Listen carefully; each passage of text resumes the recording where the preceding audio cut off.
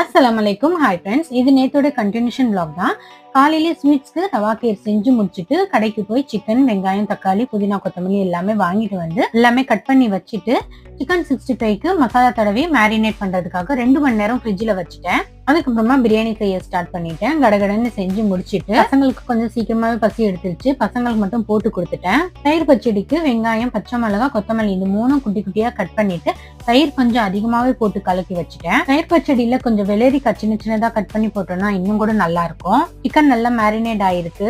இப்போ ஃப்ரை பண்ணியாச்சு. மசாலா கொஞ்சம் கூட எண்ணெயில ஒட்டல, சிக்கன்ல நல்லா ஒட்டி இருக்கு. எவ்வளவு நேரம் சிக்கனுக்கு மசாலா ஊறுதோ அவ்வளவும் மசாலா எண்ணெயில ஒட்டாது. ரவா கேக் செஞ்சு கொஞ்ச நேரத்திலேயே கெட்டி ஆயிடுச்சு. இதுல நீங்க இன்னும் கொஞ்சம் பால் கூட சேர்த்துக்கலாம். எங்க வீட்ல new year special chicken biryani, தயிர் பச்சடி, சிக்கன் 65, ஸ்வீட்ஸ்க்கு ரவா கேக் இது எல்லாமே வச்சு சாப்பிட்டு முடிச்சிட்டோம். ஸ்வீட்ஸ் மட்டும் கொஞ்சம் நேரம் கழிச்சு சாப்பிட்டோம். பிடிச்சிருந்துச்சுன்னா சப்ஸ்கிரைப் பண்ணிடுங்க.